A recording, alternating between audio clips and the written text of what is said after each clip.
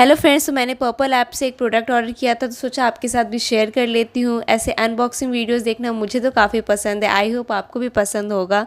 Please मुझे comment section में आप लोग बताइएगा कि आपको किस टाइप के वीडियोस देखने में, वैसे वीडियो ज़रूर लाऊंगी। तो मैंने गुड वाइब्स का coffee flavour face wash order किया था। लास्ट मैंने चारकोल यूज़ किया था, वो तो काफ़ी अच्छा था, उसकी फ्रेगनेंस भी काफ़ी अच्छी थी। इसकी रिव्यू मैं आपको आगे की वीडियोज़ में ज़रूर दूंगी। और इसके साथ ही मुझे रिसीव हुआ है पर्पल का for one time use primer. और ये करना किसे किसे पसंद है प्लीज़ मुझे कॉमेंट सेक्शन में ज़रूर बताइएगा।